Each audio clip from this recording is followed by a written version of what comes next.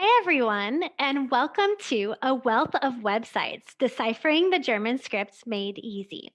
My name is Catherine Schober, and I am a German to English genealogy translator. So that means that I work with that old German script every day.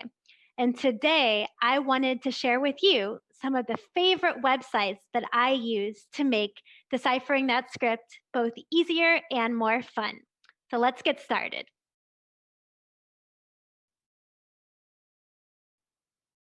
So this is what the old German script looks like.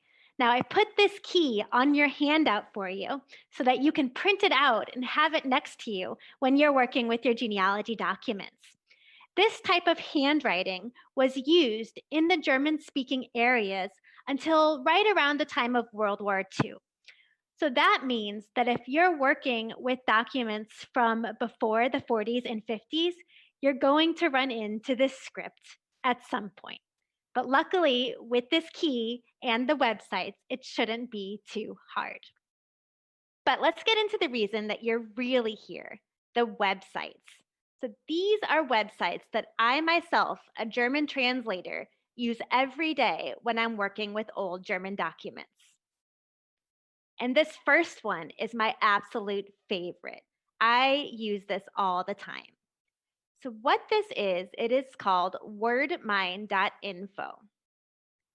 And when you're working with German documents, there are going to be some letters that are easier to recognize than others.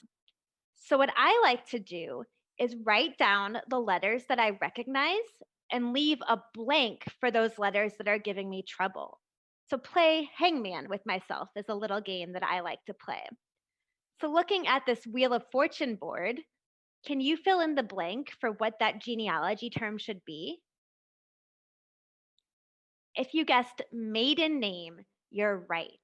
So your brain, by looking at the word as a whole, was able to fill in those missing letters. And that's what we can do with German words as well. Now, you may be thinking, well, I can do that with English words, but I don't speak German. So how am I supposed to do that with German words? That's where this wonderful, wonderful website comes in. So let's take a look.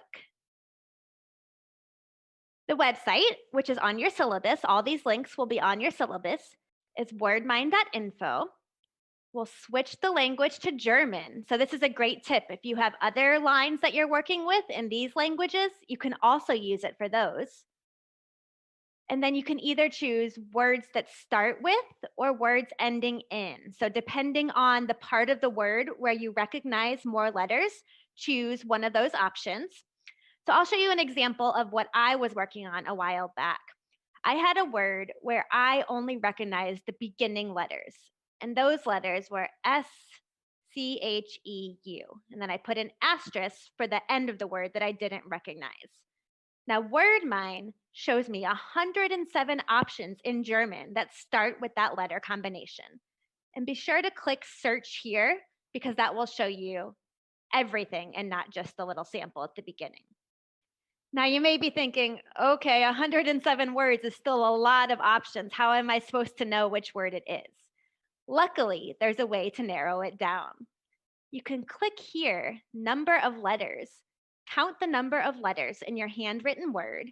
And I always like to do one more letter and one less letter than I actually count because sometimes with that handwriting, all those letters can kind of blur together.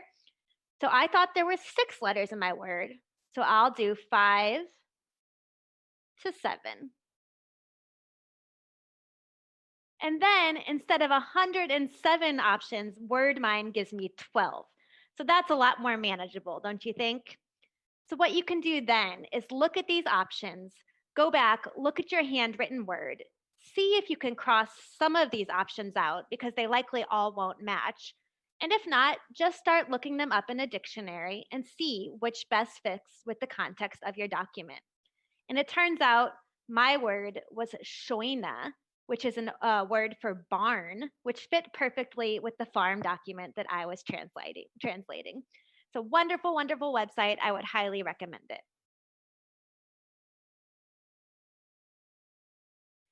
So, I mentioned briefly online German dictionaries. When you are looking at words on WordMine and you don't speak German, you're going to need some good dictionaries to help you find the definitions. So, I wanted to give you some of my favorites that I use. These are three of my favorites. All of the links are on your syllabus, and I would recommend using all of them. Some dictionaries will have more options for words than others. Currently, I'd say my favorite is dic.cc. In my genealogy experience, I've been able to find the most words with this dictionary. Let's go take a look. So let's say we had the word Geburt in our document. Type it in, and we get the answer of birth. And you can also scroll down here and see different phrases that uses the word birth. So maybe your document includes one of these phrases, and then you can see exactly what it means. But check out all the dictionaries. Like I said, if your word isn't in one of those online dictionary options, try another because really it depends on the word and what the dictionaries include. So it's always good to have more options.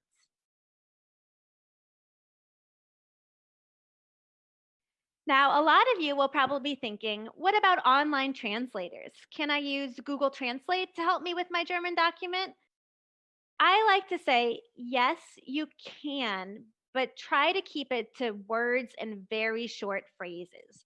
German grammar is very different than English grammar, and Google Translate tends to translate things more literally. So if the verb in German is at the end of the sentence, Google Translate might translate it to English with the verb all the way at the end. So try to keep it short. Try to remember it's a machine and it might not be accurate, and just take things with a grain of salt. One website that I do want to recommend is the website deeple.com. This is also an online translator, but I think it's a little bit more accurate than Google Translate. However, you do need to remember it's a machine. So this is a phrase from one of my genealogy documents that I was translating. It says, heiraten werden wir vorläufig noch nicht. And if you speak German, you may recognize some misspellings in there. And that's because a lot of misspellings occurred in older documents. So I typed this into DeepL and I got the phrase, for the time being, we are not yet installing heating wires. So, as you can see, that's probably not accurate. What this phrase really means is we are not going to get married yet. So, we're not going to get married yet became a phrase about installing heating wires. And I show you this to one, it's kind of funny, and two, just to show you that these machine translations are not always to be trusted. So if you're going to use them, try to keep it to 1 to 3 words, and or if you want to do phrases, just remember, take it with a grain of salt. Try to double check your sources. So, we talked about the fact that there are a lot of misspellings in German genealogy documents. There are also a lot of old fashioned words. So, just like in English, people said thee and thou in the past, people in German used different words hundreds of years ago than they use today as well. And these words will often not be in those online dictionaries that I showed you. So, what can you do then? Well, luckily, there's a great old fashioned dictionary website online, and that is called wörterbuchnetz.de. And this website works wonderfully as a tool like WordMine as well. So let's say you can only recognize the end of a word. You can actually type that end of the word into this website, and then it will give you options that uses that letter combination, just like WordMine, but for old-fashioned words. So let's say I recognize the end of my word, but I couldn't recognize that tricky letter at the beginning. So I type my asterisk here, type the end of the word, press search. This is the word for search in German. This website always tends to load a little bit slowly, but just be patient because it is worth it. The suspense is killing us. Here we go. So These are the words in German, old-fashioned words as well, that end with that letter combination. All of these little squares are different old-fashioned dictionaries. So you may see the word listed multiple times, and that's because they're different dictionaries from the past that list that word. So what you can then do is look at the words, go back to your handwritten word and see if any of them matches up. And it turns out my word was Ackermann, which is an old-fashioned word for farmer. So I can then click on it, and it will give me the definition right here. Now you may be thinking, oh, that's a German definition. And that's true. This is a German to German dictionary. But what you can then do is use DeepL.com. So you can copy and paste here and copy and paste it. Go to DeepL.com and it will give you a gist translation. So like I said, remember to take DeepL with a grain of salt. It's not going to be a perfectly grammatical translation, but copy and pasting this should be enough to give you an idea of what this means. And if you did this in DeepL, it would tell you that it was a farmer. However, if you're a little bit scared of doing that German to German, I have a great book for you. Someone recommended me this book a few years ago, and I couldn't believe I'd been translating without it. It is Ernest Stode's German to English Dictionary, and he has a lot of old-fashioned words, many, many, many, that you will find in genealogy documents. So if that German to German website scares you, I would highly recommend checking out this book. There is a link to it on your handout. That being said, if you get a really obscure word, the dictionary, this red one, may not always have it. So it is good to have that German to German website as a backup for those words that don't exist in German to English dictionaries. Just take advantage of machine translation for those instances. But I would really recommend this book. I use it every day myself. All right, so we talked about old-fashioned words and how you could find them. But what if your word is a town? What if you are trying to decipher a handwritten town and you can't figure it out? Those are not in a dictionary, old-fashioned or modern. So what you can do then is go to the website myersgaz.org. If you've been in the genealogy field for a while, you're probably familiar with it. And if you're new, it is a wonderful website that I would highly recommend bookmarking. What it is a collection of hundreds of thousands of towns, villages, etc. in pre-World War I Germany. So if your town is in present-day Poland or present-day France that used to be part of Germany but isn't today, it will still be included on Meyer's Gazetteer. And how this can help us in handwriting deciphering is we can use it the same way as WordMine and the old-fashioned dictionary.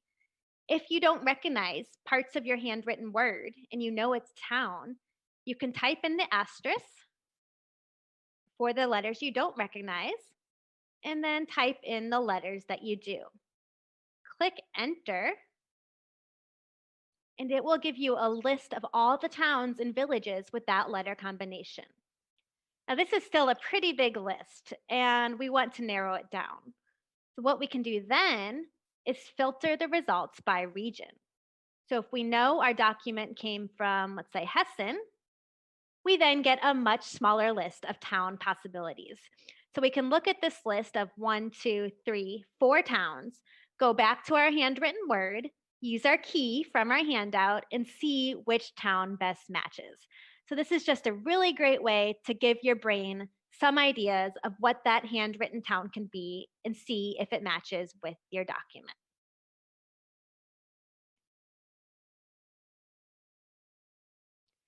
Okay, so we talked about old-fashioned words. We talked about towns. There's another tricky thing on those genealogy documents, and that is last names. What if you're trying to decipher a last name that is new to you, but you can't figure out those letters? Again, last names are not in the dictionary. So what you can do here is go to the website GeoGen, and this website will show you the distribution of last name frequency in Germany. So if I typed in my last name, I would click enter, and it shows me all of the instances of Schober in Germany.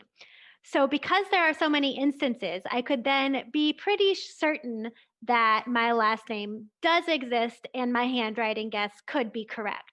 However, if I thought that handwriting word was that, I would get no results, and that would be a clue to me that I want to go back to my document and see if I maybe missed a letter.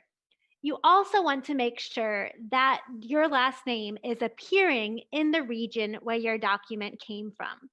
Last names in Germany tend to be affiliated with a certain place, and you want to make sure that if your document is from down here in Bavaria, but the last name you think your handwritten word is only up here, that would probably be a clue for you that you transcribed it incorrectly, because the map does tend to be pretty accurate with where last names should be.